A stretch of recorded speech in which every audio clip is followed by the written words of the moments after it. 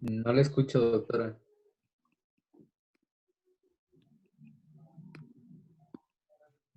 Mm. Tampoco le escucho. No, ya no te escuchamos, Abby. Sí te estábamos escuchando y de pronto te dejamos de escuchar.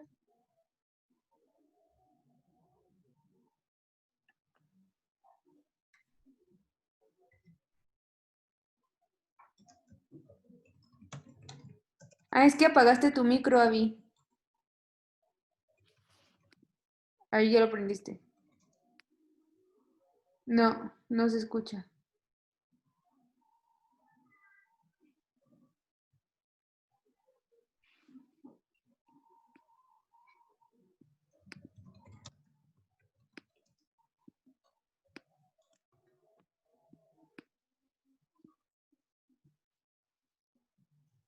No, doctora. Mm. Solo escuchamos lo del principio y después ya no te escuchamos nada.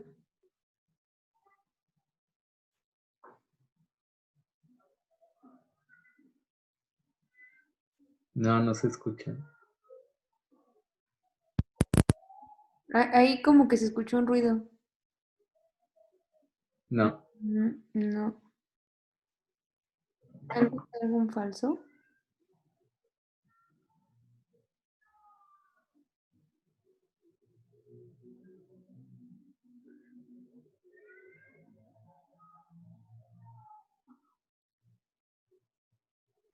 No, doctora, no se escucha nada.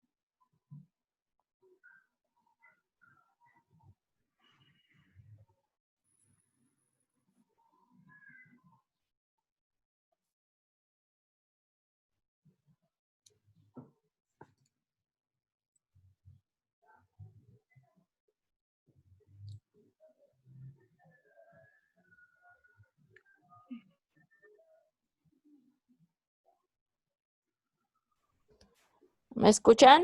Ya te Ya, escuchamos. ahora sí. Sí, ahora sí Por ya. fin. Ok, vamos a ver.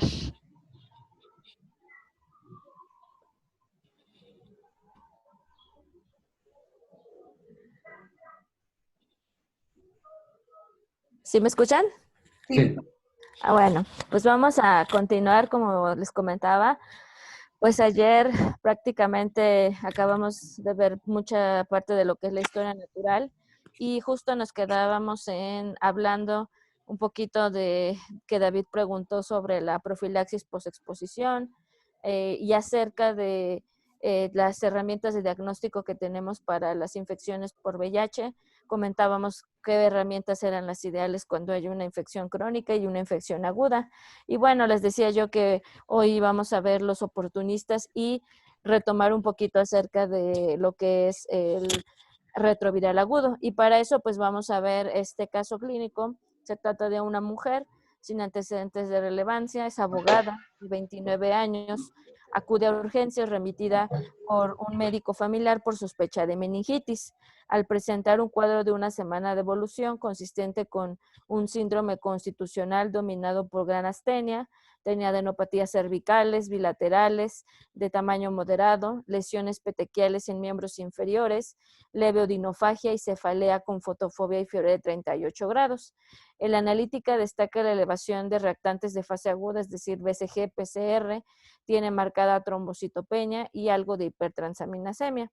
una exploración física, lo más llamativo, aparte de las petequias, es la presencia de hemipoestesia facial izquierda, perdón, y parálisis facial central derecha. Tras realizar un test de Paul Bunel, que a lo mejor a los que no lo conocen, esta es una prueba que nos sirve para el diagnóstico de lo que es la enfermedad de la mononucleosis infecciosa por su principal agente infeccioso, que ahorita me lo van a decir, y fue negativa. Se realizó una punción lumbar donde se observó la presencia de muy leve hipoglucorraquia, hiperproteinorraquia discreta y leve pleocitosis linfocitaria. Ante la sospecha clínica que usted tiene, ¿cuál de los siguientes diagnósticos realizaría? El que quiera contestar la pregunta está bien.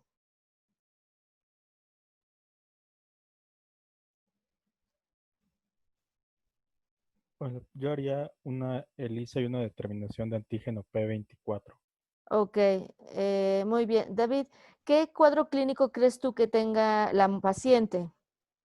Pues justamente es un síndrome constitucional, así es muy inespecífico en el sentido de que presenta fiebre, las petequias también me llaman y los signos meningios. Había leído que se podrá confundir como una mononucleosis like, sin embargo, ya que tienes la prueba de polvo en el negativa, se descarta mononucleosis y entonces Mononucleosis, descartas una etiología de la mononucleosis infecciosa, ¿que cuál sería? creo que es virus Epstein-Barr. Provocada por el virus de Epstein-Barr. La prueba de Paul Bunel también se le llama como el nombre de medición de anticuerpos heterófilos, que es específicamente exclusiva para la mononucleosis infecciosa que está provocada por el virus de Epstein-Barr.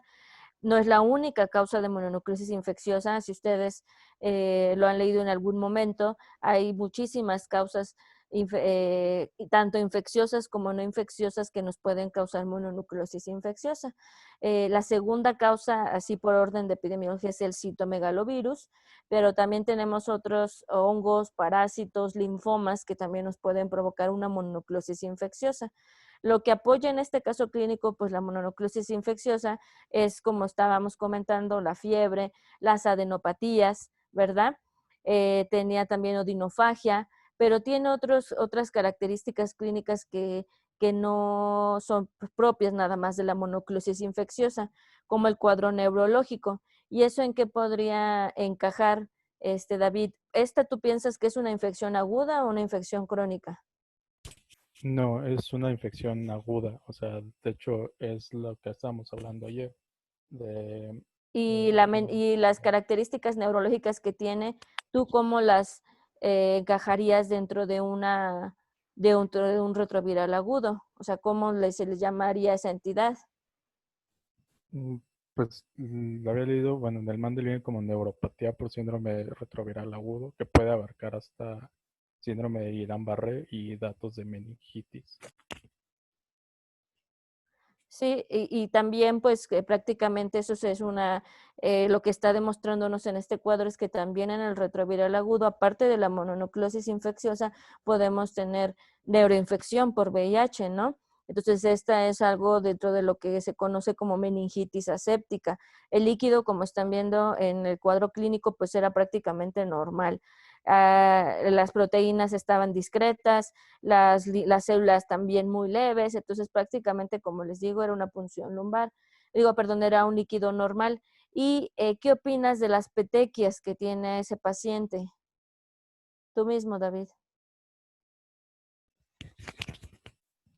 Pues bien podría ser causado por trombocitopenia, no sé, tal vez en el abordaje ¿Y yo la diría, trombocitopenia quién la provocó? mm, Porque así pueden también debutar los pacientes, el propio VIH también. Entonces, estamos viendo un cuadro no solamente como tal de una única manifestación de una infección aguda por VIH, estamos viendo la manifestación de la mononucleosis infecciosa, estamos viendo una meningitis aséptica y aparte también trombocitopenia. Probablemente hay varias teorías ¿cómo se llama? En cuanto por qué el VIH puede producir trombocitopenia, pero pues el origen finalmente también es el propio virus. Y como tú dijiste, las siguientes pruebas, aquí la que mayor me daría sería la determinación del antígeno P24. Y para ser como más estrictos, lo que decíamos ayer, ¿no? En lugar de que viniera la ELISA en esta opción, tal vez lo más conveniente era, como comentábamos ayer, la carga viral, o sea, la PCR para VIH. Ay, ¿qué hice, chicos? Me pasé hasta el final. Déjenme ver aquí. Y entonces, como comentábamos hace ratito, pues eso es algo muy importante en el momento de elegir las pruebas que nosotros le vamos a hacer a estos pacientes. Aquí tenemos otro cuadro. Una chica de 20 años acude a la consulta con un cuadro agudo de fiebre, adenopatías cervicales y rash cutáneo. Nuevamente volvemos a lo mismo. Esto parece un cuadro de mononucleosis infecciosa. Según refiere la paciente, hace 3 semanas tuvo una relación sexual que pudo ser de riesgo para contraer el VIH. Indique cuál de las respuestas sería la verdadera. Y para eso, vamos a ver quién más anda por aquí, que no los veo. Luis, déjame ver aquí, me va a contestar Sí, esta pregunta. sí. ¿Qué harías tú en el caso de este paciente o cuál es qué es la verdadera? Una serología de VIH 1 o 2 negativa realizada por medio de la técnica de ELISA descarta la posibilidad de que la paciente haya sido contagiada con el virus de VIH. Si el test de ELISA de la paciente fuera positivo, no sería necesario realizar nada más para el diagnóstico de la infección. La técnica de ELISA tiene una alta sensibilidad para el diagnóstico de la infección por VIH, pero su especificidad es aún mayor. O si el test de ELISA para diagnosticar VIH en la paciente fuera negativa, podríamos determinar por la detección de PCR la carga viral en sangre. ¿Cuál crees tú que es la verdadera? Sí, me voy por la 4, doctora, la de Exacto. test de Lisa. Porque, pues, como habías comentado, en infección aguda prácticamente no tiene mucha sensibilidad y pues nos vamos definitivamente a la PCR para Y no agarrarlo en agudo. Exactamente. Y no se olviden también, chicos, que el ELISA se caracteriza porque tiene una muy buena sensibilidad. Su especificidad es menos, porque aquí la pregunta de la opción 3 nos decía que la especificidad es mayor que la sensibilidad y no, prácticamente es lo contrario. O sea, tiene muy buena sensibilidad, pero su especificidad es más baja. Aquí no me voy a detener, esta también ya la dijimos ayer. Esto para que no se les olvide lo que comentábamos ayer, puedan ustedes revisarla con más calma. Recuerden nuevamente, en la infección crónica, no es en la aguda, esto es en la crónica, un primer ELISA positivo debe de repetirse de otro ELISA y posteriormente tener una prueba confirmatoria, que en nuestro país la que más utilizamos es el Western Blot.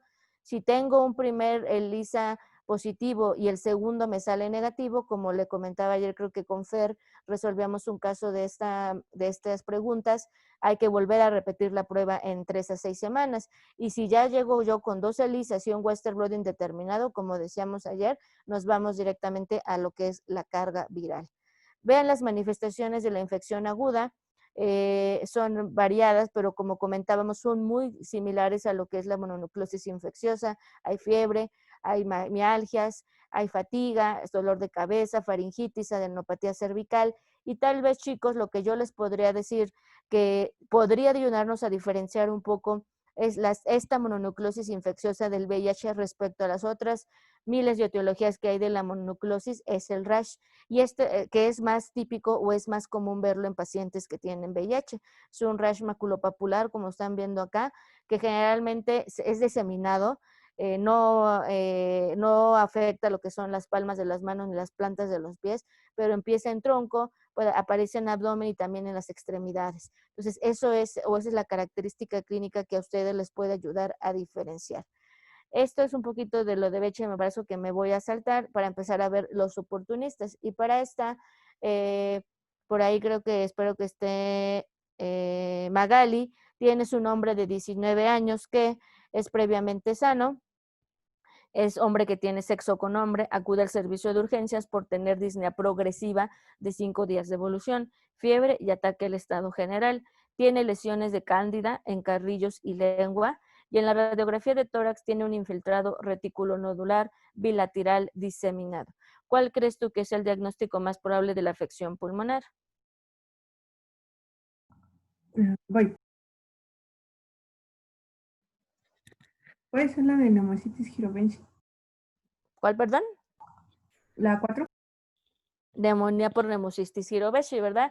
Y prácticamente las otras entidades, pues, no tenemos aunque ya habíamos comentado en la clase de antier que la tuberculosis es el principal factor de riesgo, el de mayor riesgo para tener VIH. La evolución clínica de este paciente no nos está dando más datos respecto a esta etiología. Mycobacterium avium complex prácticamente nos da también otras características que vamos a mencionar. Y si bien sí, el estreptococo pneumoniae es una bacteria que vamos a ver 10 veces más frecuente en el paciente con VIH que en cualquier otro paciente inmunocompetente.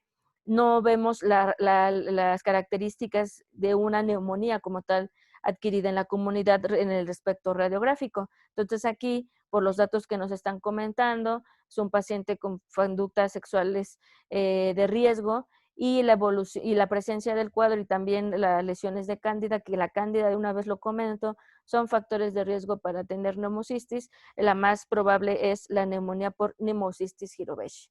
Y bueno, aquí de lo más importante que ustedes tienen que saber es que para que un paciente con VIH tenga, cualquier oportunista, no solamente neumocistis, ya su límite o el conteo de CD4 van a ser 200.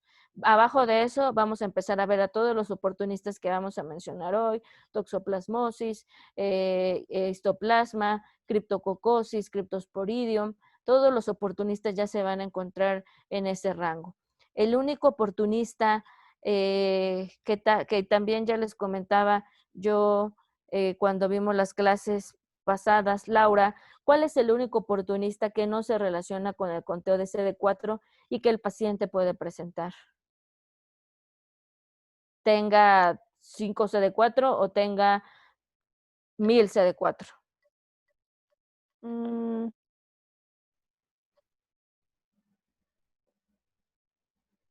Ay, no me acuerdo, doctora, la verdad. Melissa.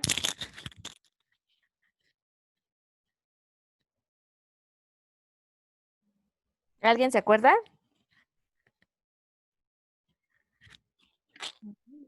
¿La cándida, doctora? No. ¿No? Tuberculosis. La cándida también se ve cuando tienes un conteo de CD4 también bajo. Por ahí, ¿quién dijo tuberculosis? Yo, David. ¿Quién, David? Sí. Exacto. Ya se los dije en la clase de antier, que independientemente del conteo de CD4, estos pacientes pueden tener durante toda su vida riesgo de tener tuberculosis, ¿verdad? Pero como les comentaba, los que vamos a ver hoy, los oportunistas de hoy, son con menos de 200 CD4. Y como les decía, para neumocistis jirovecii, la cándida oral también es un factor de riesgo para tener la enfermedad. Estas son unas de las lesiones que, para que recuerden lo que es la presencia de la cándida. Recuerden que una cándida esofágica, que es como la vemos aquí en la endoscopía de su lado derecho, entra en una clasificación de definición de SIDA, no así solamente la cándida orofaringea, que entra de una clasificación que es 2, pero este es un factor de riesgo para tener neumocistosis. Bueno, algo importante de decir también de esta enfermedad es que la evolución del cuadro clínico es de una evolución, podría yo decirlo en algunos pacientes, aguda, subaguda, y las manifestaciones clínicas se van a ir presentando a lo largo de días e incluso hasta semanas. Melissa, creo que no tienes micrófono, pero me puedes poner en el chat cuál es el principal dato clínico que presentan los pacientes que tienen neumocistosis. ¿Cuál es el principal, la principal cosa que el paciente se queja con esta patología?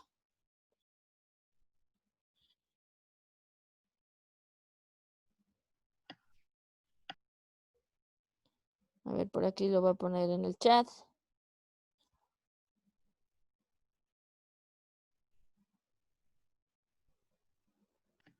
Clínicamente, o sea, me refiero clínicamente, ¿qué es lo principal que se va a quejar el paciente o que presenta el paciente?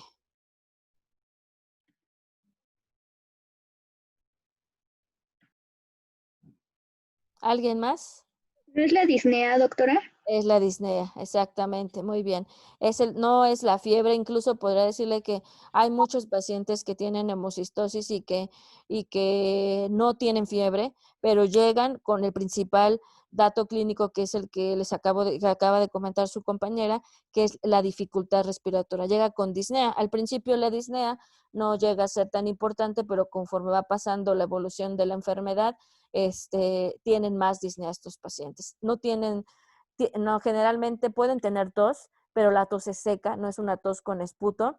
Y eso es lo que vamos a tener principalmente. Podemos tener radiografías de tórax que van a ser normales, pero y es muy frecuente también que en estas radiografías lo que nosotros veamos es lo que nos describen en la viñeta clínica, una imagen radiográfica como esta, ¿no? Que no ven ustedes aquí una zona de consolidación. El patrón es un patrón reticular, bilateral, más o menos a lo mejor para que pueda yo explicarlo un poquito, es como un patrón en alas de mariposa, aunque en el alas de mariposa también nos está reflejando otro tipo de patologías no infecciosas, pero esa es la distribución que siempre van a tener bilateral. Como les decía, la tomografía no va a ser, la radiografía no es el estudio como tal, a veces ideal, porque podemos tener radiografías que son normales y por eso muchas veces nos ayudamos de la tomografía, que sería el estudio ideal para hacerlo en estos pacientes, en donde prácticamente nosotros vemos lo mismo que comentábamos, el vidrio deslustrado de forma bilateral, y en algunos pacientes cuando tienen enfermedad severa, pues podemos llegar a ver otros patrones radiográficos, zonas de consolidación, pueden tener también ciras los pacientes, y pues no es raro que como complicación de esta enfermedad pues terminen con intubación y una mala evolución. Nosotros para el diagnóstico de la enfermedad no tenemos un cultivo, o sea, no existe cultivo, nos ayudamos en la mayoría de los casos de los antecedentes clínicos del paciente, de la imagen radiográfica, algún otro dato que en muchas ocasiones ayuda, pero que no es estándar de oro. De hecho, les podría decir que no hay un gol estándar para esta enfermedad, sino que conjuntamos varias cosas, pero un dato que nos podría ayudar laboratorialmente es elevación de la DHL, pero como ustedes saben o han de haber leído, la DHL nos las puede elevar muchísimas otras cosas, pero en estos pacientes, ya en el contexto pues de tener VIH y un cuadro respiratorio, una DHL muy elevada apoya más al diagnóstico de la enfermedad. ¿De acuerdo? Eso es algo importante que nosotros tenemos que tener. Pero si yo quisiera ahora sí como tener la seguridad de que se tratará de esta enfermedad y tengo las herramientas para poder hacer o extender mi diagnóstico, lo que yo tengo que hacer es un lavado bronquialveolar, es decir, pedirle una broncoscopía al paciente. Y lo que yo y lo que yo voy a buscar en este líquido de lavado bronquialveolar es específicamente la estructura más importante de este hongo, que son sus quistes. Creo que no lo he comentado, pero ya saben que este es un hongo especial porque no tiene características propias del hongo, que es esta pared de ergosterol, pero tampoco tiene todas las características de un parásito, que era como inicialmente se le clasificaba al neumocistis, pero su vía o su vía de entrada o la forma en la que se contagia finalmente en el ser humano, pues son por la inhalación de los quistes. Y entonces, como les comentaba, tengo que hacer el lavado bronquialveolar. El esputo tampoco sirve para los pacientes, es de muy baja sensibilidad.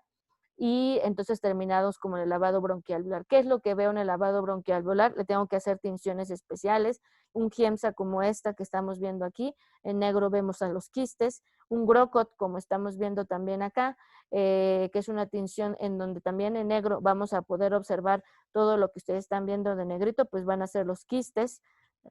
Y en algunos otros casos, que no puse aquí la imagen, podemos usar también inmunofluorescencia.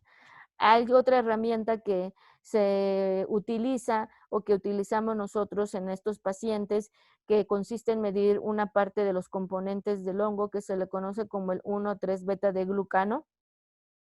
Sin embargo, tampoco es un gol estándar, chicos, ¿de acuerdo? O sea, lo más cerca a tener un diagnóstico con más certeza de esta enfermedad es hacer lavado bronquialveolar, tinciones especiales para observar el quiste, ¿de acuerdo? Fuera de eso, pues como les comentaba, con lo que nos quedamos es con la clínica, el huésped que sea un huésped inmunocomprometido, la evolución, la radiografía y el laboratorio que les comentaba yo que me ayuda la elevación de la DHL.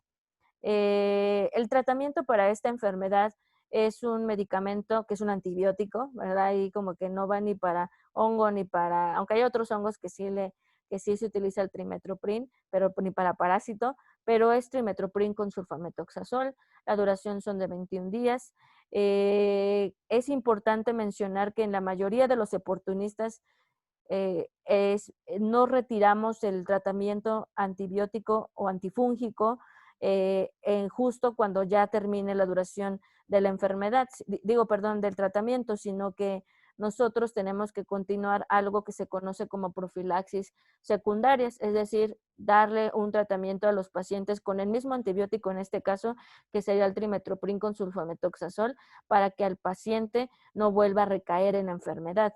¿De acuerdo? ¿Y esto hasta cuánto lo vamos a dar? Pues en el caso de la neumocistosis, hasta que el conteo de los CD4 sean mayores de 200. El tiempo que sea, el tiempo que tarde el paciente en mejorar esos CD4. Recuerden que entre menos CD4 tenga el paciente, va a ser más el tiempo que se va a tardar en tener un mejor conteo de CD4. Pacientes que son alérgicos a las sulfas, podemos tener algunas otras opciones, como la combinación de primaquina con clindamicina, pentamidina también, pero he de decirles que el medicamento o el antibiótico que mejor resultados tienen estos pacientes es el trimetoprim con sulfametoxazol. Es importante que sepan que en pacientes que cumplen con ciertos criterios, hay que darles esteroide. El esteroide es muy importante en pacientes que tienen saturaciones por debajo del 90%, una PO2 debajo del 70, y un gradiente alveolo arterial mayor de 35. Eso no quiero que a lo mejor se lo aprendan, pero sí quiero que sepan que el que yo tenga sospecha en un paciente con neumocistosis es obligación para ustedes como médicos tomarle una gasometría arterial, ver si cumple con los criterios que a lo mejor no se los van a aprender ahorita, pero los revisan en el celular y ya saben si este paciente cumple o no con criterios para uso de esteroide, porque el esteroide en aquellos pacientes que lo requieren, si no se lo dan, aumenta mucho su mortalidad. Entonces son muy importantes cuando lo requieren y son los pacientes seleccionados. La duración es la misma duración que el tratamiento de la neumocistosis, que son 21 días. ¿De acuerdo? ¿Alguna duda de neumocistosis? Doctora, nada más una pregunta. Sí. ¿Cuánto tiempo ves mejoría con el trimetoprim? ¿Tienes que completar los 21 No hay una base, o sea, no hay algo en la literatura que te diga, sí me escuchan bien, ¿verdad? Sí. No hay nada en la literatura que te diga que no sé, tras 24, 48 horas ves mejoría. Prácticamente es, ¿cómo se llama? Dependiendo de cada paciente. La mayoría de los pacientes que yo he visto que tienen neumocistosis tardan a lo mejor en 3 o 4 días puedes ver tú la mejoría, pero no hay algo así como en un libro o en algún artículo bien, es variado pues la mejoría que tú vas a ver en ellos. Ok, gracias. ¿Alguna otra pregunta? ¿No? Bueno, seguimos con el siguiente oportunista, es Toxoplasma. Esto es un parásito que está ocasionando infección también en pacientes inmunocomprometidos. Obviamente en este caso estamos hablando de VIH, pero en otros inmunodeprimidos como trasplantados también es otra población muy vulnerable. Uso de esteroides, pacientes que utilizan fármacos biológicos, y prácticamente la mayoría de las infecciones en estos pacientes van a ocurrir por una infección previa que ya tuvieron. Muy pocos casos se producen de infecciones nuevas y la mayoría van a tener, como les digo, esta memoria de que en algún momento estuvieron expuestos a la enfermedad. Al agente infeccioso. El factor de riesgo, como decíamos, para neumocistosis que era menos de 200, para toxoplasmosis van a ser menos de 100. ¿De acuerdo? Hay varias formas en las cuales podemos adquirir a la enfermedad. Uno de los más conocidos es el consumo de la carne cruda o mal cocida, y esto es prácticamente porque una de las estructuras más importantes que son los taquizoitos que se reproducen dentro del huésped que ya está pues infectado, pues llegan a quedarse latentes en músculo y prácticamente, como ustedes saben, la mayoría de los animales que nosotros consumimos pues tienen músculo. Entonces, prácticamente, chicos, cualquier especie, puerco, vaca, gallina, no sé, cualquier otro animal que ustedes se imaginen ahorita y que consumimos nosotros pueden estar contaminados con estas estructuras y si no cocemos bien la carne, no la hervimos bien, pues te puedes infectar. No, la gente que no está inmunocomprometida, pues no pasa nada, pero pues en los inmunodeprimidos como estos pacientes se infectan. Claro que está la convivencia con gatos, que es a lo mejor lo que más ustedes han leído, pero les he de decir que es mucho menos frecuente contagiarse de toxoplasmosis con el contacto con gatos que con el consumo de carne cruda. Sí, tengo que decir, no me voy a detener en todo el ciclo del parásito, pero sí tienen que saber que el gato es el huésped definitivo de este agente infeccioso. Generalmente todos los pacientes que tienen VIH y que tienen gatos se les recomienda el manejo con guantes o incluso decirle a otra persona de las que vivan con el paciente, si es que tienen alguien que vive con él, que se dedique pues al cuidado y a la limpieza de esta área sobre todo, no sé, la caja de arena y demás, donde generalmente llegan pues ¿cómo se llama? A defecar los gatos, pero es prácticamente algo importante que siempre hay que sugerirle también a este tipo de pacientes. Consumo de mariscos también se ha comentado en algunas ocasiones. Aquí me falta también la transmisión vertical, que es uno de los más, de las infecciones que generalmente más vemos en infecciones agudas.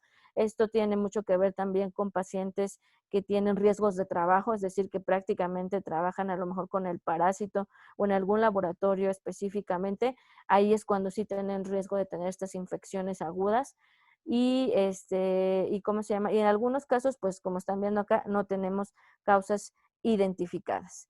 La clínica de la toxoplasmosis es de un cuadro de encefalitis. Rápidamente decir que una meningitis y una encefalitis se diferencian principalmente en la que en la encefalitis lo que más va a estar alterado es el estado de atención. De acuerdo a la meningitis, pues ya sabemos que es otro cuadro donde lo que más destaca es los datos meningios, ¿verdad? Los datos a lo mejor también de cráneo hipertensivo, pero en el toxoplasma lo que tiene el paciente es un cuadro de encefalitis.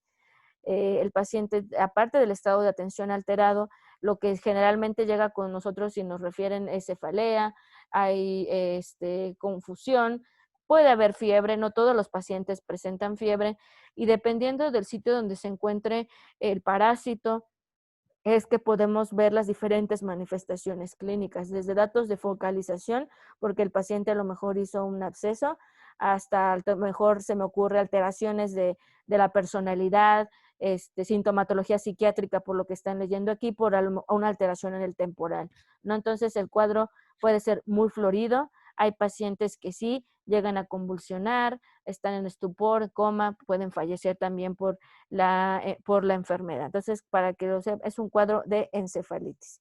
El diagnóstico de la enfermedad, quiero ustedes que sepan, bueno, antes de Mari Espinosa, ¿cómo haces tú el diagnóstico de la enfermedad? Ahí dice varias cosas, pero ¿cómo dice la literatura que yo voy a llegar al diagnóstico? ¿Mari? Creo que tampoco tiene micrófono. ¿Cómo haces el diagnóstico de toxoplasmosis? ¿No tienes micrófono, Mari? No, creo que va a contestar por el chat. Sí, ya estoy leyendo. ¿Me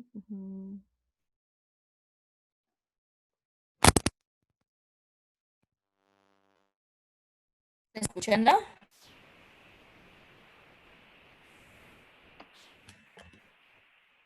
Sí, aunque se escucha un poquito cortado.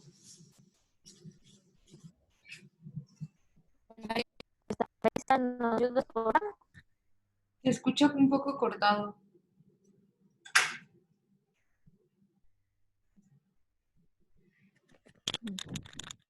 Melissa.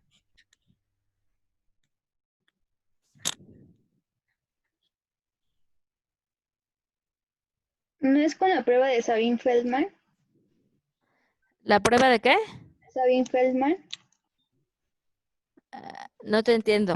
¿De qué, perdón? Sabin-Feldman, que es la de los anticuerpos. No, esa es para el virus de Epstein-Barr. Dice María Espinosa que prueba serológica. O sea, prueba serológica y Melissa dice que por detección de anticuerpos. ¿De qué tipo de anticuerpos, Melissa? IgG. O sea, si yo tengo nada más IgG positiva para toxoplasma, ya tengo toxoplasmosis. También es IgM. Ana dice también que IgM. Pues doctora, con el conteo de CD4 Ujú. y la imagen, bueno, el conteo de CD4 menor de 100 y la imagen en la tomografía sugerente de toxoplasma, podemos hacer el diagnóstico, ¿no? Ujú.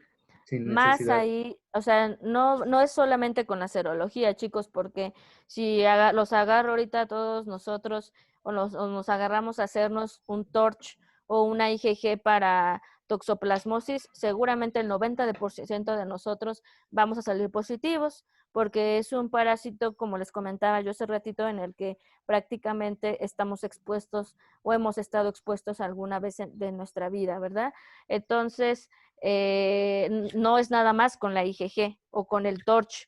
No necesitas la IgM porque como estábamos comentando desde el inicio que estamos viendo toxoplasmosis, el resultado de esta enfermedad es el resultado de una reactivación. Entonces yo no necesito tener IgM para saber o confirmar que se trata de una infección por toxoplasma. Entonces, como decía Lalo, necesito conjuntar cosas. Necesito un huésped, un paciente que tenga VIH o un paciente que yo sepa que tiene VIH, menos de 100 CD4. Necesito una imagen, ahorita vamos a ver la imagen, que lo ideal sería pedir una resonancia magnética, pero también desde la tomografía podemos diferenciar las lesiones. Y el tercer componente que me ayudaría a sospechar de la infección es decir, tener una IgG positiva para toxoplasmosis. ¿Y esto por qué va a ser importante? Porque el 95% de los pacientes con toxoplasmosis serán seroreactivos, es decir, que van a ser IgG positivos. De tal manera que si yo tengo, y esto es una pregunta que siempre les van a hacer Ariadne, si yo tengo un paciente igual con VIH y eso es menos de 100 CD4, imagen compatible con una lesión de absceso o una imagen de tumor en el cerebro, pero tengo IgG positiva y negativa, perdón. ¿Cuál sería, Ariadne, tu principal sospecha clínica en este contexto?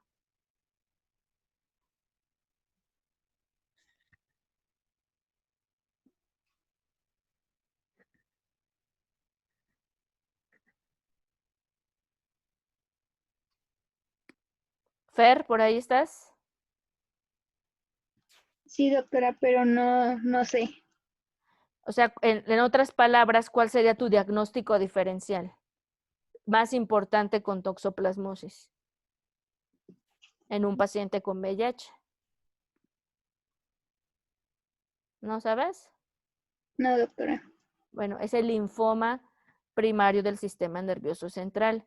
Y vean cómo les planteé, nada más por ese simple cambio de que yo no tenga IgG positiva para toxoplasmosis, que la voy a ver en el 95% de los pacientes que sí tienen la enfermedad, nada más por ese cambio, ya mi primera posibilidad cambia de pasar a ser una infección a ser un tumor, o sea, una neoplasia, perdón. Entonces, esto sí es algo que tiene impacto en el paciente, porque la toxoplasmosis en el paciente se la podemos llegar a curar, pero los linfomas ya son un poquito, pues, de peor pronóstico. ¿De acuerdo? Entonces, con esas tres cosas nosotros vamos a poder llegar al diagnóstico de la enfermedad.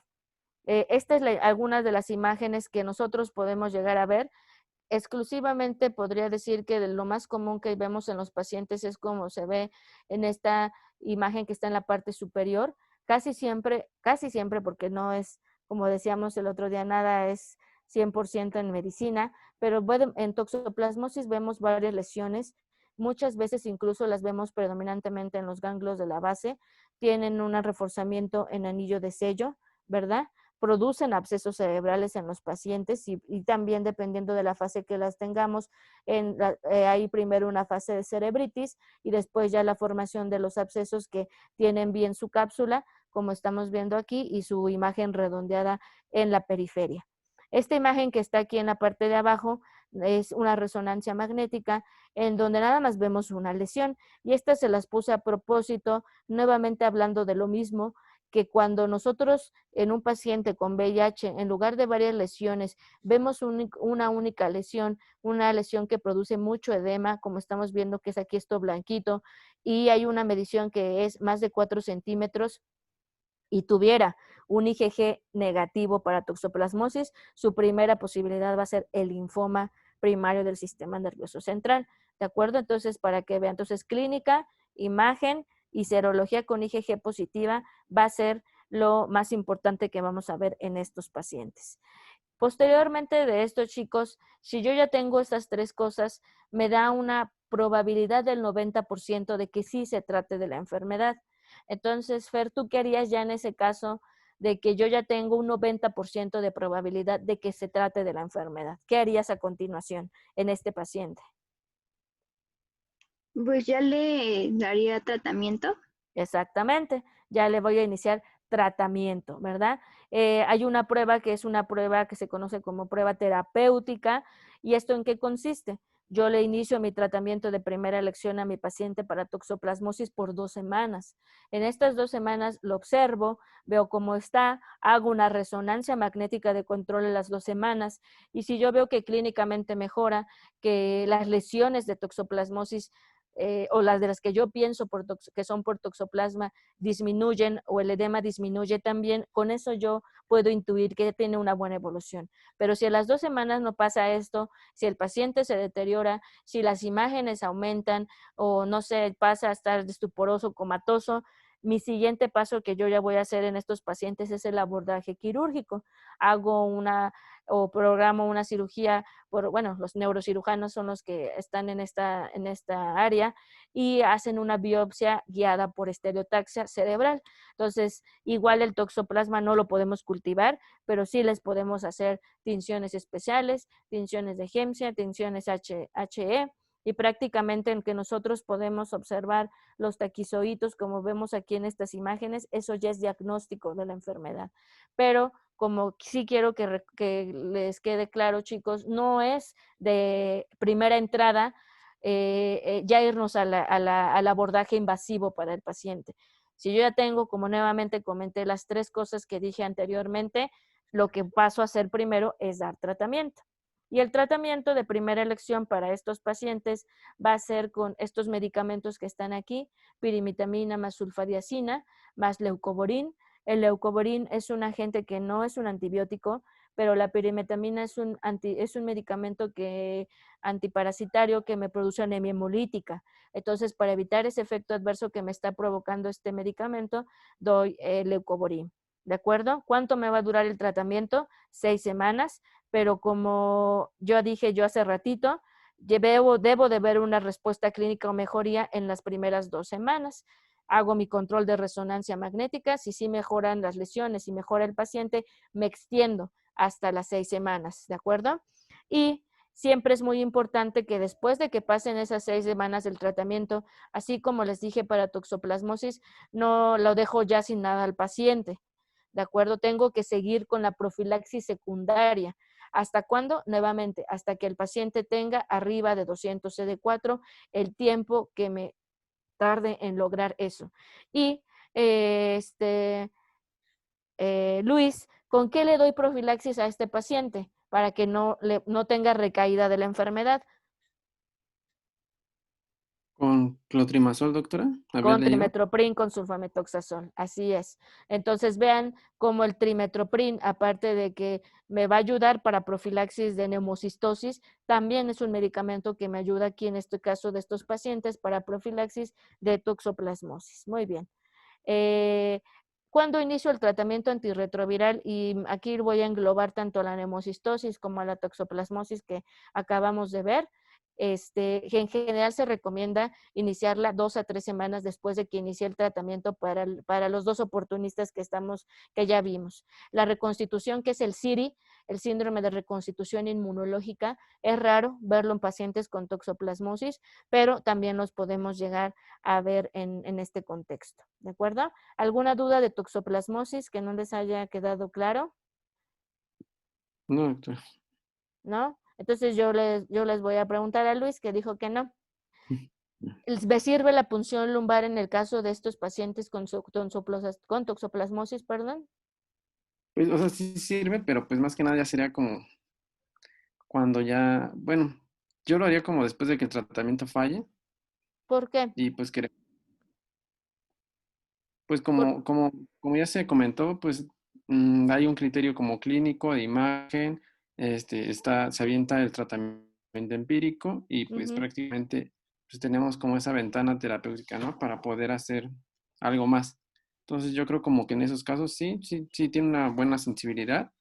Me parece como más del 95%, pero Ujú. su especificidad recuerdo que era un poquito bueno, como a la mitad, como de Y, 50. y, Ya. y, y si pasan esas 2 semanas y no evoluciona bien, como me dijiste, y vas a hacer la Ujú. punción lumbar, ¿qué pides en la punción lumbar o qué vas a buscar en la punción, en el líquido de la Ah, ok. punción lumbar? Pues hay que hacer el PCR del Pa- líquido cefalorraquídeo para, para buscar pues, a los agentes, a ¿Como otros, cuáles? no sé, virus de Epstein-Barr. ¿Y esa para qué patología? El virus de Epstein-Barr, ¿en qué enfermedad oportunista estaría presente en el paciente con VIH? ¿En qué enfermedad oportunista? Ajá, Ah, los sarcomas, no, en el linfoma, en el en el linfoma. linfoma primario del sistema nervioso central. Y justo acabamos de decir que es prácticamente el principal diagnóstico diferencial con toxoplasmosis, ¿verdad? Y Sí. pues sí, prácticamente puedes pedir PCR para otros oportunistas, pero si yo estoy hablando de una encefalitis y lesiones que ocupan espacio, pues ahí hay que pensar en etiologías bien sospechadas, ¿no? O sea, no es nada más como pedir todo, ¿no? Sino realmente ver a qué lo voy a enfocar. En este caso también existe PCR para toxoplasma, ¿de acuerdo? Y en cuanto a las características del líquido cefalorraquídeo, es un líquido normal. Cuando alguien quisiera hacer una punción lumbar en un paciente que tiene toxoplasmosis, va a ser un líquido normal, es decir, con glucosa normal, proteínas normales a ligeramente elevadas, celularidad normal, agua de roca. O sea, no voy a ver ningún dato yo macroscópico o como les digo en la revisión de las células o de la citología, de la citoquímica, que me orienten a que se trata de toxoplasmosis. ¿De acuerdo? Muy bien. Cryptosporidium es un Pues, agente parasitario bastante común también en los pacientes con infección por VIH. Es un protozoario con un ciclo de vida bastante complejo. Tiene un doble ciclo que es lo que hace también que la erradicación de la enfermedad sea difícil. El más agente infeccioso, hay varios tipos de Cryptosporidium, pero el que más afecta a los seres humanos y específicamente al inmunocomprometido es Cryptosporidium parvum. Podemos ver desde cuadros autolimitados, brotes también se han visto. Y prácticamente, nuevamente, como todos los oportunistas estamos viendo, cuándo va a ser este riesgo de tener la enfermedad con menos de 100 CD4. Entre menos CD4 tengas, vamos a tener mayor probabilidad de tener la enfermedad. Como les decía, tiene 2 tipos de ciclos que hacen que la infección sea difícil de erradicar muchas veces. La transmisión es fecal-oral, es decir, cuando se tiene contacto con productos contaminados, agua contaminada también con heces fecales y demás, se adquiere esta enfermedad. La clínica, como ustedes la saben, es una clínica de una diarrea aguda. Puede llegar a ser muy severa en los pacientes. Como ustedes están leyendo acá, puede llegar a recordar un síndrome colérico. Perdón. Tenemos absorción alteración de la absorción intestinal, pueden tener dolor abdominal, náusea, vómito, sí puede tener fiebre estos pacientes, y las dos complicaciones no tan frecuentes, pero que sí podemos llegar a ver en los pacientes es la presencia de la pancreatitis y también colangitis esclerosante. No tenemos datos bioquímicos específicos, obviamente la mayoría de las veces cuando nosotros llegamos a ver estos pacientes pues llegan con datos de, aparte de un síndrome consuntivo, o sea, pérdida de peso, fiebre, hiporexia, pues los vemos también con la diarrea, ¿no? Que es lo que con lo que llegan prácticamente estos pacientes. El diagnóstico de esta enfermedad la vamos a hacer a través de un estudio de las heces fecales. Hacemos nuevamente varias tinciones que podemos hacer. Esta es una de las más utilizadas, la tinción de Kim-Jun. Siempre se los comento cuando doy esta clase, les recuerdo de esta tinción, usa el mismo principio de la tinción del ZN, del Ziel-Nielsen, que la tuberculosis, solo que esta es una tinción en frío y el ZN utiliza calor, pero pues vean cómo en rojito, al igual que las micobacterias, o en rosita, es como nosotros vemos al parásito, ¿verdad? Las coccidias, que son estas. Podemos usar también inmunofluorescencia y en algunos casos, pues también, pues medios más sofisticados como las PCRs, pero obviamente son más caras. A comparación de hacer un Kim-Jun, hacemos una centrifugación de las heces fecales, o también hay otros métodos, como el método que se usa como una jarra donde igual ahí se inoculan para precipitar a las heces fecales, creo que se llamaba jarra de Birman, ese método que se utiliza todavía en algunos sitios. Y esto es también nada más un fresco, o sea, sin hacerle ninguna tinción en especial. Si hacemos un fresco de las heces fecales, después de precipitarlas, podemos observar también al parásito. El tratamiento ideal de la enfermedad es prácticamente mejorar el sistema inmunológico del paciente. ¿Y esto con qué lo vamos a hacer? Como están viendo aquí, lo primerito que tengo que hacer en este paciente es iniciarle lo más pronto que pueda el tratamiento antirretroviral, el ARB. ¿De acuerdo? Se va a autolimitar generalmente en estos cuadros de diarrea cuando mejora el sistema inmunológico. Algunos estudios han sugerido y vieron que algunos medicamentos de la familia de los antirretrovirales y de los inhibidores de proteasa, como el lopinavir, ritonavir, darunavir, ritonavir, atazanavir, ritonavir, inhibían el Cryptosporidium. Entonces, a veces cuando tenían pacientes o cuando diagnosticábamos pacientes que tenían este oportunista, muchas veces considerábamos iniciarles dentro de su esquema un inhibidor de proteasa. ¿De acuerdo? Entonces, lo más importante, nuevamente, como recalco, es iniciar el antirretroviral. Pero si no viniera esa opción en alguna pregunta, o también está bien, yo quiero darle algo al paciente para que le ayude un poco más a cortar lo que es este cuadro en el paciente, porque como ya dije, pues lo deshidrata, lo puede poner hasta lesión renal aguda, ya vimos pancreatitis, colangitis y demás. Hay 2 antiparasitarios que tenemos que son de utilidad, que han visto buenos resultados. La nitazoxanida es uno de ellos y la paramomicina. Obviamente estos 2 van de la mano de mi antirretroviral, ¿de acuerdo? Para que todo pues al mismo tiempo pues vaya haciendo que el paciente mejore, ¿de acuerdo? El citomegalovirus es un virus de herpes, ¿verdad? Pertenece a esta familia bastante grande de virus. Es un virus de DNA, al igual que todos los virus de herpes, de doble cadena. Al igual que como vimos con toxoplasmosis, la mayoría de nosotros, igual más del 90% de la población, si nos hacemos un TORCH y ven que en el TORCH también viene citomegalovirus, vamos a tener IgG positiva para la enfermedad. Por eso la mayoría de los pacientes que tienen VIH, la presencia de la enfermedad es resultado de una reactivación. ¿Qué es lo que pasa con estos pacientes? Pues que se cae su sistema inmunológico y pues empiezan con las manifestaciones clínicas. Factor de riesgo, menos de 50 CD4. Y vean cómo aquí eso es algo bien importante que yo creo que uno debe de recordar como médico, porque hay veces que, no sé, te dicen que tienen un paciente con 300 CD4 y está empezando citomegalovirus. Entonces ya desde entrada de ahí, de que tú sabes como conocimiento que no es un factor de riesgo todavía, o sea, tener 300 CD4, ya con eso pues puedes descartar esa posibilidad en alguien que te llega con manifestaciones oculares.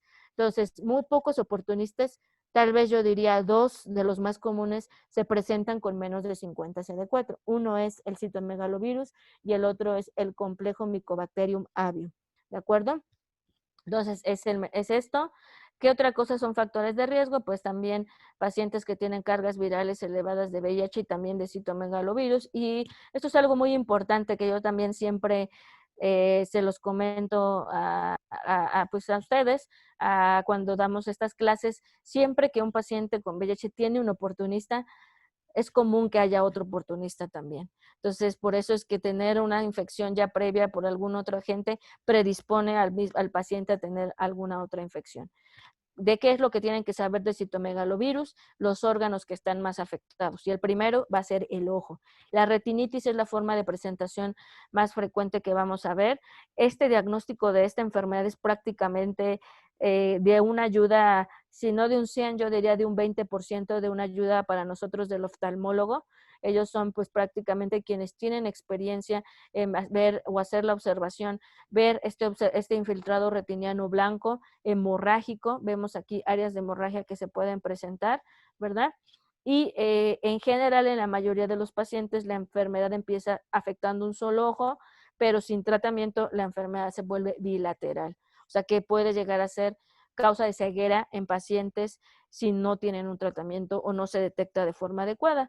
Como ustedes han leído, seguramente sabrán y saben que afortunadamente también con el tratamiento antirretroviral que usamos es ya menos frecuente ver ya tantos estos oportunistas, sobre todo los que tienen menos de 50 CD4.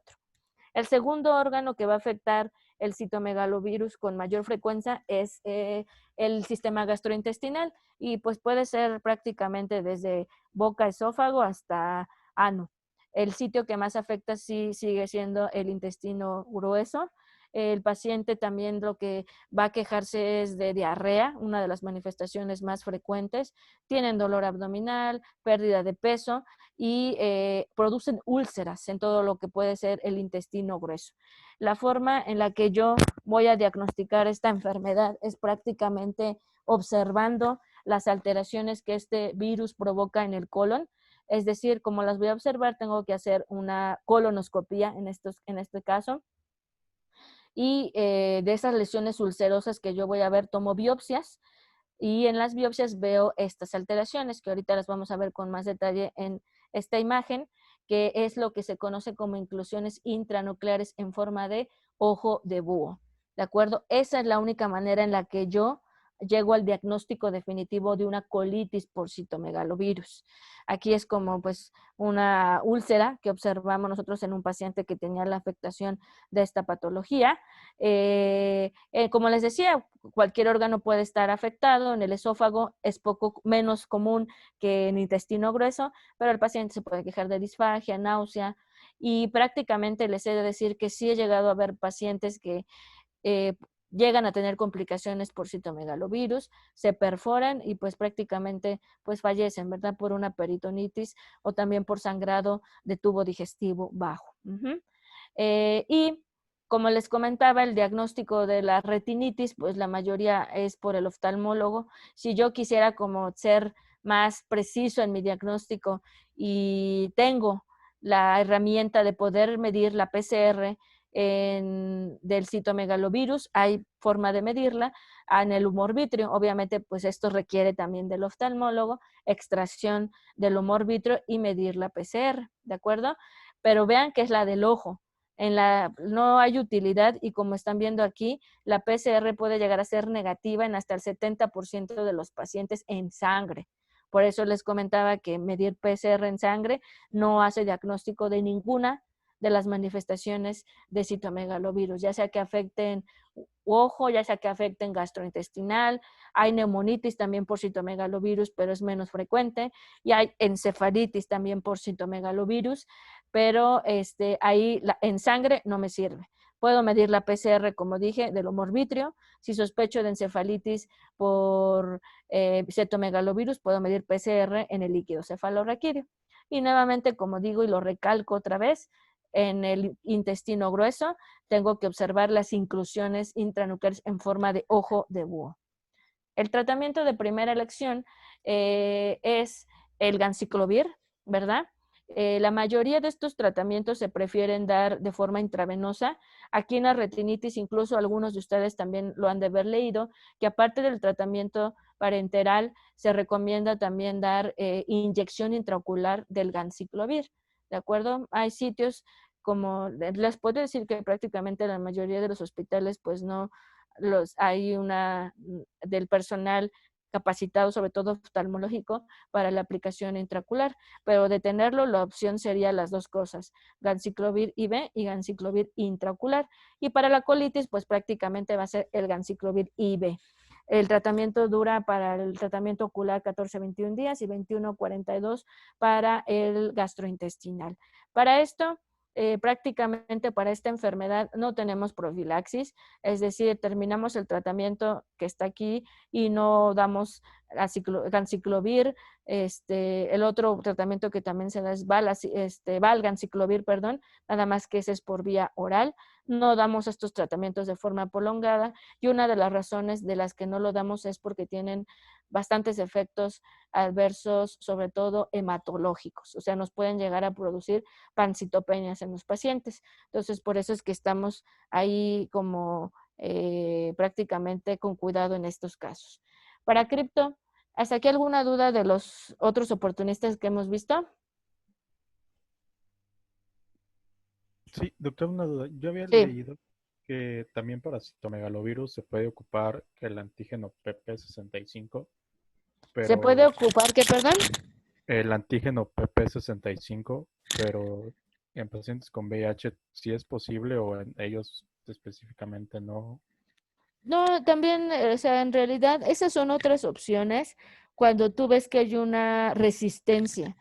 Es rara, pero hay varios, llegamos a ver en pacientes que tienen infección por citomegalovirus, resistencia a los fármacos de primera línea, como lo es, ya lo comenté, el ganciclovir y el valganciclovir, pero de que hay otras opciones como las que comentaste, el Foscarnet también, las podemos utilizar, pero tenemos que buscar mutaciones específicas en el virus del paciente para saber qué otras opciones podemos utilizar. Ujú.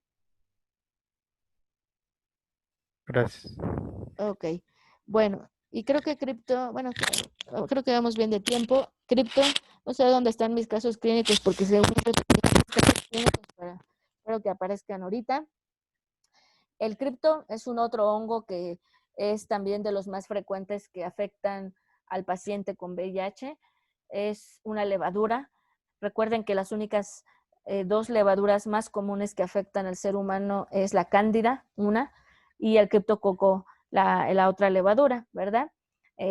Específicamente el cripto o la variedad de criptococo que va a afectar al paciente con VIH es el criptococo neoformans. Tenemos otra variedad como es el gati, que también se ha visto ya cada vez más casos de criptococosis por gati en pacientes inmunocompetentes, pero pues VIH va a ser el criptococo neoformans. La clínica o el factor de riesgo, menos de 100 CD4, ¿verdad? El cuadro clínico de estos pacientes en general es un cuadro clínico también de una evolución subaguda a crónica. Se diferencia en este caso, por lo tanto, de una meningitis aguda bacteriana, que si ustedes se recuerdan, prácticamente el paciente que tiene una meningitis por estreptococo pneumoniae Neisseria, meningitis es una evolución de horas, ¿no? 24, 48 horas y el paciente ya te llega con cefalea, fiebre, Kernik-Brunzinski positivo, pero el paciente que tiene criptococosis no. Ellos generalmente también llevan una evolución, como están viendo ahí, de semanas y poco a poco se van incrementando los síntomas de lo que primero empiezan a presentar son cefalea, fiebre, pueden llegar también a presentar y ya conforme pasa el tiempo, datos ya de meningitis. O sea, recuerden que la encefalitis la da el toxo, pero en criptococo es una meningitis. Ya hay rigidez de nuca, como les decía, hay Kernik-Brunzinski positivo, y de todas las enfermedades infecciosas, chicos, que me producen meningitis, el criptococo, es la que se relaciona con más del 50% de los casos de cráneo hipertensivo. Eso es algo muy importante porque de entrada ya estamos diciendo que si yo hago una punción lumbar en estos pacientes y mido la presión de apertura, vamos a tener con mucha probabilidad una presión de apertura elevada. Entonces recuerden esto, que es algo muy importante. De todas las enfermedades infecciosas que afectan el sistema nervioso central, la que mayor riesgo tiene de provocar cráneo hipertensivo es criptococo. ¿De acuerdo? Aquí el pronóstico clínico y en cuanto a mortalidad del paciente depende mucho de cómo te llegue a ti y cuando tú lo ves ya por primera vez en el hospital. Cuando llegas, si ves un paciente que tiene síntomas, cefalea, fiebre, ya sabes, o le diagnosticas en ese momento VIH, pero no está con tanto deterioro en el Glasgow, es decir, no está estuporoso, ni comatoso, ni nada, le va a ir bien a ese paciente. Pero cuando ya tienes a un paciente que tuvo ya todo lo demás y ya lo estás viendo tú ahí con estupor, todo rígido, comatoso a lo mejor, ese paciente tiene muy mal pronóstico. Y eso es el principal, como les decía, dato de pronóstico en estos pacientes. ¿De acuerdo? Para el diagnóstico de la enfermedad del criptococo sí tenemos un gol estándar y ese gol estándar es el cultivo del líquido cefalorraquídeo. No es esta tinción, que es una tinción que pedimos en los pacientes cuando hacemos la punción lumbar, que se le conoce como tinta china, ¿verdad? Siempre yo digo que, o a mí siempre me enseñaron, y así también yo lo comprendí, que pues estrictamente esto no es una tinción, porque esto es líquido cefalorraquídeo de un paciente que se precipitó, perdón, o sea, se centrifugó, lo que queda en el fondo del tubito, lo que hacen los químicos es lo que ocupamos, se pone en un portaobjetos, una gotita de líquido cefalorraquídeo y se le pone una gotita también de tinta china, así como la tinta china siempre les digo de la que usamos o la que usan para sus plumas fuente. Eso es una tinta china Pelican convencional, se le pone ahí. Y por arriba ya le ponemos después el cubreobjetos. Y lo que hace esta tinción o este principio es que como uno de sus principales factores de virulencia que tiene esta levadura es la cápsula, vean cómo es esto que les estoy yo aquí señalando, prácticamente lo que hace la cápsula de la levadura es repeler la tinta. O sea, todo esto negrito es tinta, de esa tinta negra. Por eso les comentaba y espero que me haya dado a entender en cuanto que estrictamente no es una tinción, porque no está tiñendo nada, sino que la cápsula es lo que me está ayudando a diferenciar de observar yo la levadura. ¿De acuerdo? Entonces, esta es una herramienta que a mí sí me sirve. Si yo hago la punción lumbar en el paciente y veo tinta china positiva, hago diagnóstico de la enfermedad y no dejo, porque eso es algo muy importante, no dejo de enviar mi líquido a cultivo, porque eso también la voy a ocupar posteriormente. El segundo órgano que va a afectarme el cripto después de lo que es el sistema nervioso central en el paciente con VIH es la piel. Y aquí, no sé si alguien de ustedes, el que quiera, me pueda decir a qué les recuerda estas lesioncitas que están viendo en este paciente con VIH. ¿A qué les recuerda? Pude recordar un poco el molusco contagioso. Exacto, muy bien, muy bien. Puede o recuerda lo que es un molusco contagioso. Muy bien. Y pues vean aquí estas otras lesiones también de un paciente que tuve, que son lesiones por criptococo, ¿verdad? Como dice su compañera, en el paciente con VIH hay algo que se le llama síndrome moluscoide. Y si bien a lo mejor nosotros al principio nos enseñan, ¿no? En la carrera que ver unas lesiones aquí, así es pensar ya en el virus, ¿no? En el pox virus del molusco contagioso. Pero no, después aprenderán o aprenderemos que esta lesión no la producen otros agentes infecciosos. Y uno de los que estamos viendo el día de hoy, pues es el criptococo. ¿De acuerdo? Entonces vean estas lesiones. Como les comentaba, es el segundo órgano que afecta más frecuentemente este hongo. También, vean aquí estas otras lesiones que prácticamente pueden salir en donde ustedes quieran. El diagnóstico, pues definitivo ya de que si es molusco, cripto o los otros diagnósticos diferenciales de molusco contagioso, se hacen biopsiando la lesión, ¿de acuerdo? Es la única manera en la que podemos llegar a hacer. Aquí el líquido cefalorraquídeo sí me sirve, obviamente, ¿por qué? Porque pues voy a obtener esta muestra para mandar a cultivo, en donde el cultivo va a ser positivo en el 90% de los pacientes. Y a diferencia de otros hongos que tardan mucho en crecer, como por ejemplo el histoplasma que tarda en crecer de 4 a 6 semanas o hasta 8 semanas, vean cuánto crece el cripto, 3 a 5 días, o sea, crece muy rápido. un crecimiento también muy similar a la cándida y entonces por eso de ahí lo voy a tener. Vean lo que les decía, presión de apertura muy elevada, presente en el 50% de los pacientes, tinta china positiva en el 75% de los pacientes también, y esto que va a ser el gol estándar, el cultivo. Y otra herramienta que a lo mejor ustedes no han oído, pero que es importante que la conozcan porque yo pienso que cada vez más vamos a poder tener en algún momento disponibilidad de ella, es el antígeno de criptococo. El antígeno de criptococo también me ayuda para hacer diagnóstico. La puedo medir en 2 sitios, en el líquido cefalorraquídeo y la puedo medir en sangre también. Entonces, pues prácticamente es una herramienta que de estar presente me hace diagnóstico también de la enfermedad. No me sirve para otra cosa, no me sirve para guía de tratamiento, tampoco para pronóstico y es lo que me va a servir. El tratamiento de primera elección para la criptococosis consiste en 2 medicamentos antibióticos importantes que son la anfotericina y la fluocitocina. Siempre lo digo que desgraciadamente fluocitocina no tenemos en nuestro país, pero lo que usamos en lugar de la fluocitocina es el fluconazol. Nunca den la anfotericina sola, chicos. Siempre combínenla con otro medicamento y el medicamento con el que lo van a combinar es el fluconazol. Combinaciones de anfotericina sola versus anfotericina más fluconazol son peores en las que les das nada más monoterapia que en las que le das una combinación. Y al no tener este medicamento, pues es lo que nosotros tenemos que hacer. El tratamiento para la cripto tiene 3 fases, como están viendo aquí.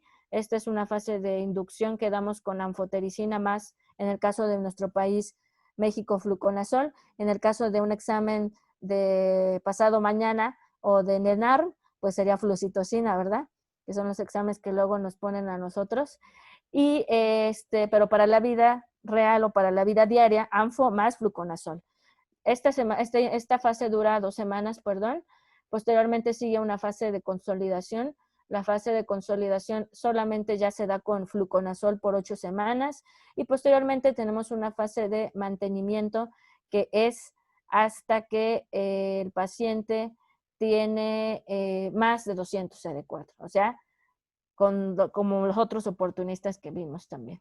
¿De acuerdo? Entonces, esto es algo importante que nosotros tenemos que tener respecto a estos pacientes. ¿Alguna pregunta de criptococo?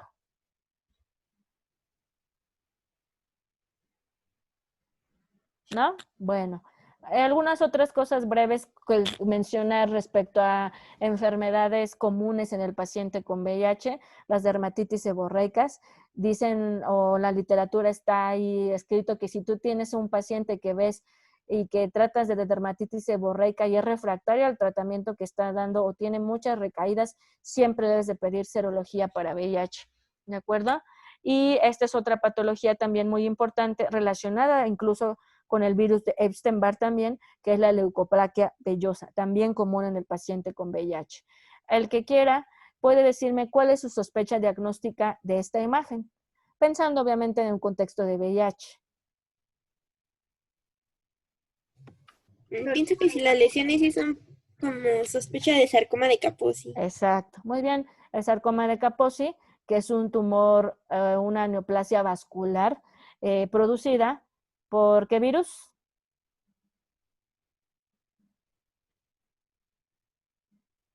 Herpes tipo 8. Herpes tipo 8. Exacto, por el virus de herpes humano tipo 8. También son de la familia de los virus herpes, ¿de acuerdo? Otras lesiones por Kaposi, que Kaposi decir solamente que no solamente me va a afectar piel es lo que podemos ver, pero le gustan mucho las mucosas también. Y en estas las mucosas que más afecta es la mucosa gastrointestinal y la respiratoria. O sea, sí hemos llegado a ver pacientes que mueren con VIH por hemorragias alveolares por sarcoma de Kaposi. Entonces son los 2 sitios que más comúnmente van a afectar. Breves cosas del embarazo, nada más para conocimiento de ustedes. Saber que el momento en el cual vamos a tener mayor riesgo de hacer la transmisión del VIH va a ser durante el trabajo de parto. durante todo el embarazo el 25%, la lactancia todavía un 14%, motivo por el cual en nuestro país está contraindicada la lactancia materna en la mujer que tiene VIH y aun cuando esté con tratamiento antirretroviral. En algunos otros continentes, si ustedes leen o en otros países, si ustedes lo han leído, específicamente estoy hablando del continente africano, esto no es así porque prácticamente la pobreza allá en estos países pues llega a ser muy severa y prácticamente si no le dan el seno materno a los niños que nacen de estas mujeres, aunque estén infectadas, fallecen. Entonces, esto sí depende de cada país, pero la estrategia o la norma en el caso de nuestro país, México, es que debemos de evitar la lactancia materna. Decir también que el VIH no me produce efectos teratogénicos en el feto, pero sí se relaciona con alteraciones, sobre todo en el retraso del crecimiento intrauterino, abortos espontáneos y también con recién nacidos con bajo peso al nacer, ¿no? Entonces, que tuvieron retraso de crecimiento intrauterino, pero no hay ningún efecto teratogénico en relación a esto. Siempre que yo estoy analizando que vamos a ver a una paciente que ya tiene diagnóstico conocido y que se quiere embarazar, como la viñeta clínica que ayer vimos de una mujer que tenía dolutegravir, si se acuerdan ustedes, prácticamente hay que hacer toda una valoración, ver cómo está la adherencia de la paciente, si está indetectable. Ya decía desde ayer que el riesgo de contraer el VIH es menos del 1% para estos bebés. Entonces, no debo de interrumpir el tratamiento antirretroviral. Aquí le pondría yo un asterisco, al menos que estuviera con dolutegravir porque le va a producir defecto del tubo neural. Pero si no, prácticamente si no tiene ese régimen o ese esquema antirretroviral y tiene el que más usamos en México, que ya desde ayer dije es tenofovir, entricitabina, bictegravir, la dejamos con ese esquema, continuamos con su mismo manejo en la paciente y pues no hay ninguna modificación. ¿Qué vamos a hacer con aquella mujer? Son 3 escenarios, ¿no? Esta es la que ya se sabe y que planea todo bien durante el embarazo que planea embarazarse. ¿Qué hacemos con la que se diagnostica durante el embarazo? Si ustedes saben, en medicina pues de la prevención y en toda la mujer que está embarazada, hay 2 momentos en que tenemos que hacer pruebas de sífilis, hepatitis, VIH, el TORCH, que es durante el primer y el tercer trimestre del embarazo. Y si durante alguno de estos 2 momentos yo encuentro que la paciente es positiva para VIH, ¿qué es lo que voy a hacer? Iniciar lo más pronto que se pueda el tratamiento antirretroviral, ¿verdad? Ya decíamos ayer también que para todo paciente que diagnosticamos con VIH debemos iniciarlo luego. Este es un escenario más en donde tengo que iniciarlo lo más pronto que se pueda. Aun cuando lo diagnostiquen en el tercer trimestre del embarazo, chicos, todavía estamos a tiempo para en esas últimas 12 semanas todavía del embarazo de poder lograr que la paciente esté indetectable. Obviamente pues se hace todo lo demás, ultrasonido fetal para ver que no haya retraso de crecimiento intrauterino y pues todo lo demás, no carga viral, CD4, pero que quede completamente bien claro que no me voy a esperar ni a CD4 ni a carga viral para iniciarle el tratamiento al paciente.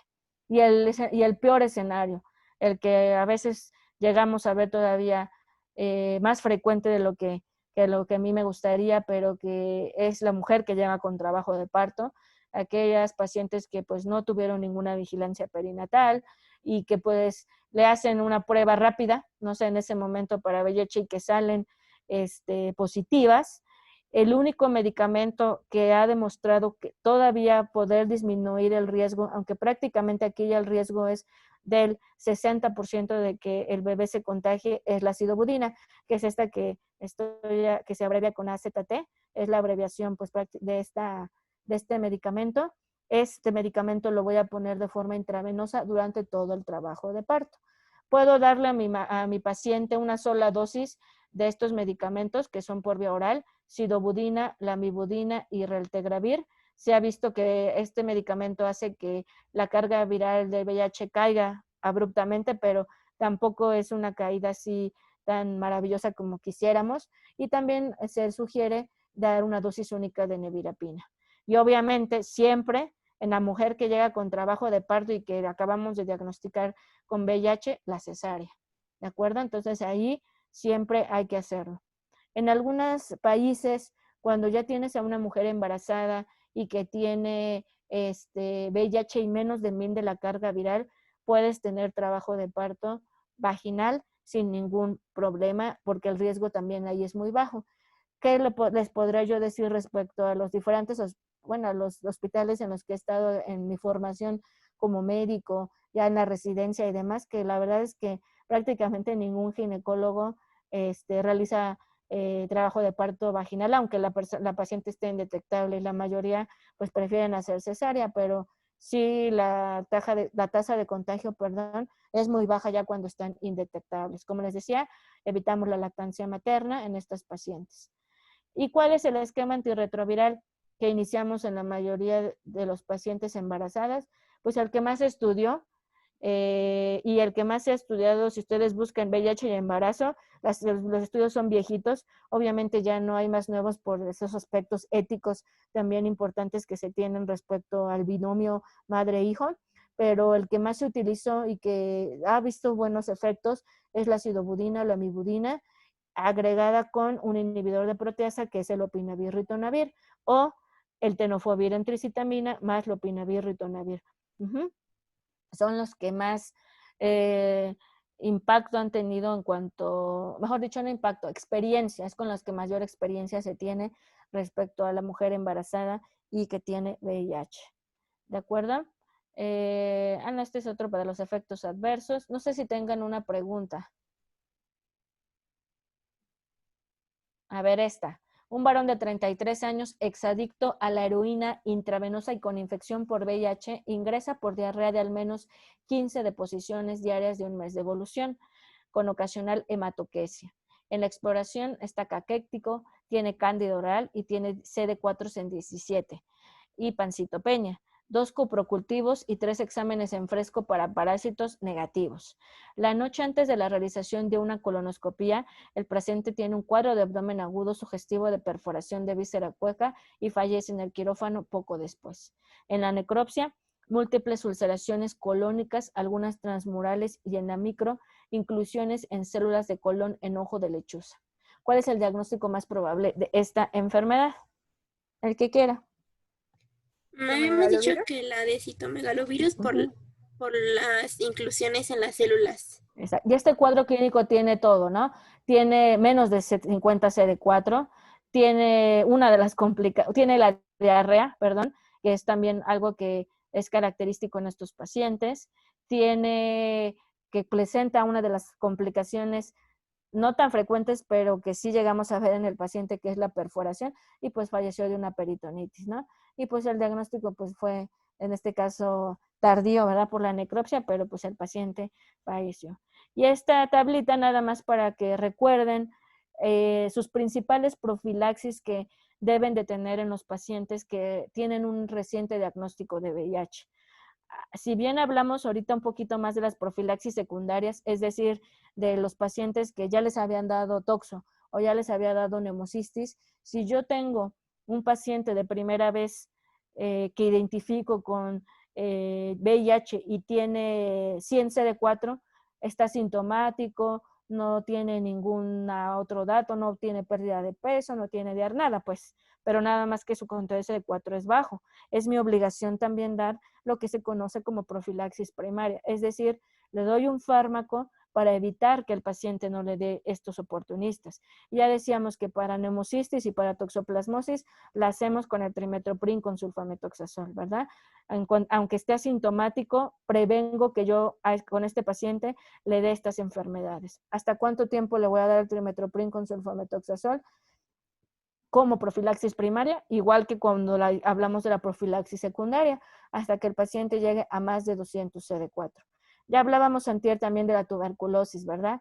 Al decir que el VIH era el factor de riesgo mayor, ya les dije también, les dije antier que todo paciente con reciente diagnóstico de la enfermedad le tengo que mandar a hacer PPD o un cuantiferón, que es lo que se refiere aquí con el IGRA, y si sale positivo, le tengo que dar, le diagnostico con esto tuberculosis latente, no enfermedad por tuberculosis, y le tengo que dar profilaxis con isoniazida por 6 a 9 meses.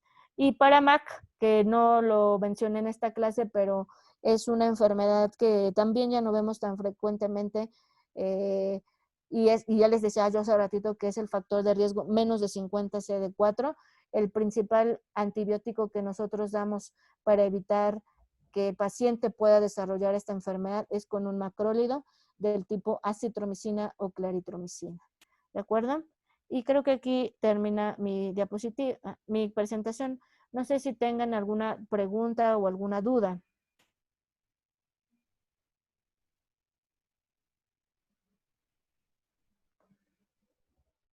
¿Ninguna, chicos? ¿Nadie, chicos? Creo que no, Abby. ¿No? Pues no, Bueno, yo entonces todo lo entendieron bien. espero que sí, porque siempre les viene tuberculosis y VIH en los departamentales. Ok. Bueno, muy bien, Mari. Pues nos estamos viendo. Sí, muchísimas gracias. Sale. Bueno, hasta mañana. Gracias, doctora. Bye. Gracias. Gracias, doctora. Gracias, Sí, que doctora. Nos estén vemos bien. mañana. Bye. Chicos, les veo Adiós.